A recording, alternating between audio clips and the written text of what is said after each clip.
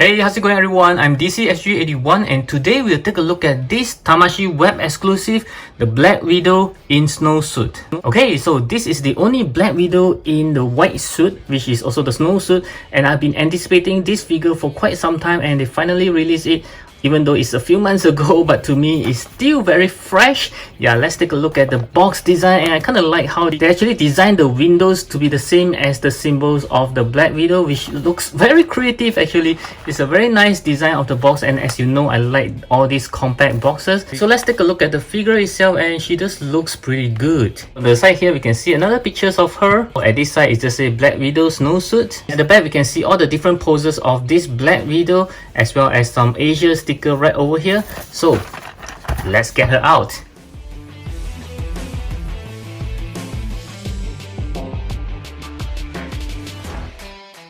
Okay, so this is the Black Widow right out of the box, and the very first moment I took her out, I noticed that this plastic here is rather special because you can see it covers the entire hair. And at her back, this one does looks kind of new to me. I don't remember having a Black Widow, the hair which is something like this. Maybe I was wrong. I need to check further. Okay, so let's get those plastic out. And yes, she just looks very beautiful right over here. I kind of worries that this white might eventually get dirty. Worry that over time it might get yellowish. But right now she just looks very good. It's very mesmerizing to see how they actually design the suit for her, because she's the only female at that time. Right now we have more, but yeah, I think they really spend their times on designing her suit. As you can see, even her boots looks really good. Wow, okay. And then yeah, this one just looks good as well. And at her back, yes, this is where the special is. I kind of feel that they design her hair like this just to put two of these her wrappers, the baton, right at the side of her hair. Yeah, this is very creative indeed. So let's move on to the articulations for her, and I'm worried that her head might have certain limitation. As you can see her hair, so we'll start with the head nevertheless. So she can look to the side. Yeah, there are some restrictions already, because at the back of her hair, yeah, you can see actually blocking the movement. And let's see at this side, yes, there's also some blockage. Okay, looking up, yeah, not going to happen at all because of the hair.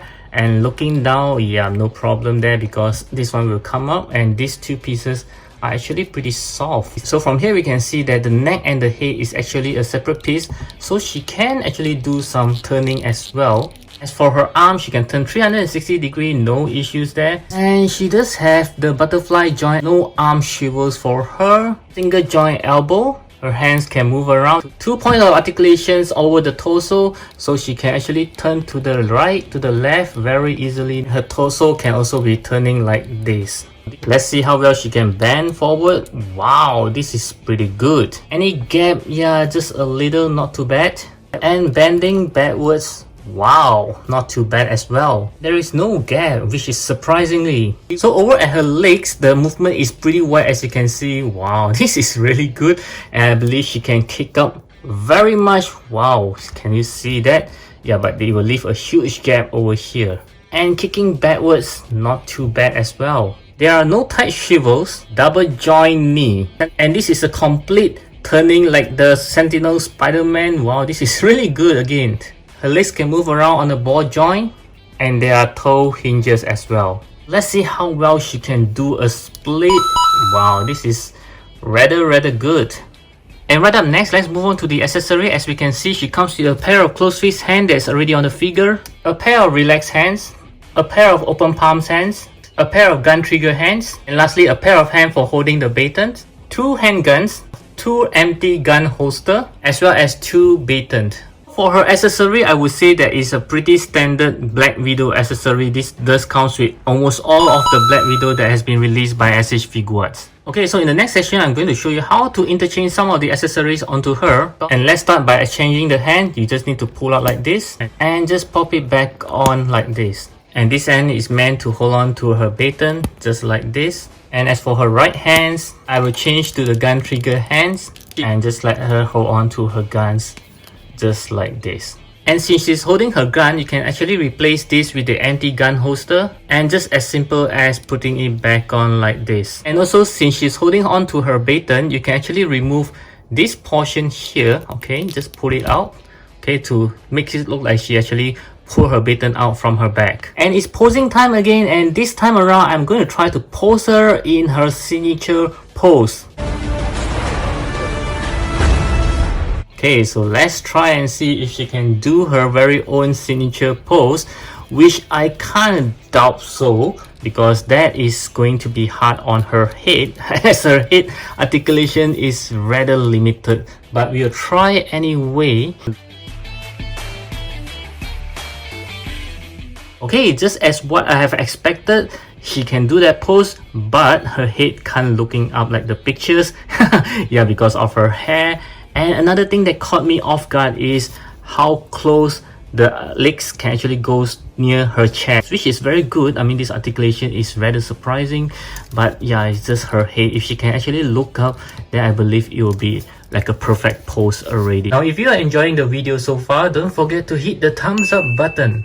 Now, I have done some research on the scale of Natasha Romanoff. She's about 1.64 meter, which is 164 centimeter divided by 12, which is around 13.7 centimeter tall. So let's see if she's in the correct scale. Yep, so it's 0 over here, and let's go up. Oh no, she is about 14.3 centimeter tall, which is taller than what she's supposed to be in terms of 1/12 scale. Okay, so for the size comparison, I'll compare her with some Avengers SH Figuarts. I have the Tony Stark right over here, okay, as well as this Infinity War Captain America. Of course, the head is from Maniple. And next, I'll compare with her buddy, Hawkeye, okay, as well as the Iron Patriot War Machine. And next, let's compare with some Marvel Legends. I have the Iron Man Mark 85. Wow, which is a lot bigger, as well as the Woody Captain America. And still on the Marvel Legends, let's compare with this Teen Groot, which I recently reviewed, and also her very own self, the Black Widow in white suit, which I think the face likeness is still one of the best. And next, I'll move on to some main facts. I have the Infinity War Thor, wow, which is pretty tall, as well as the latest Endgame Captain America. And lastly, let's compare with all the SH Figuarts Black Widow that I have. So this is the very first one they made, which is for the Age of Ultron. Okay, so she's slightly taller than her. And also this latest Avenger Assemble. Yep, this is pretty new.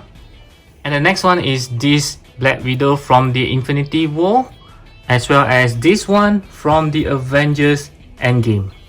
And lastly, of course, we have this Black Widow from her own solo movie, yeah, which I think both of their face actually looks very much the same except for the hairstyle. Now let's talk about the price for her, as well as whether it is worthwhile to get her. As I mentioned earlier, she is the Tamashii web exclusive, so she doesn't come cheap, and yet she just comes with a pretty limited accessory, not even any interchangeable faces or head.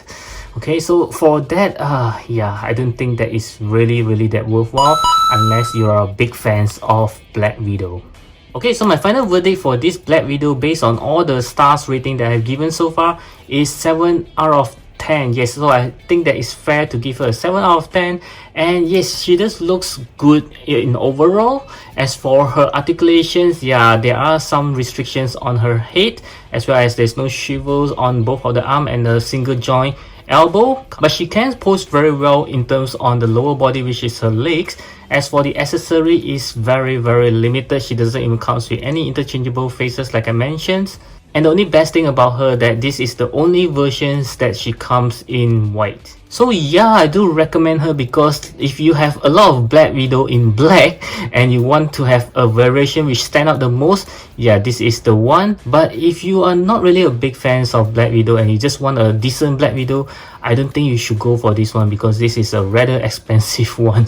So I do hope that my review do help you to decide whether you should get her, and most importantly is you enjoy my review, and I'll catch you again in my next video. And please check out this video right over here.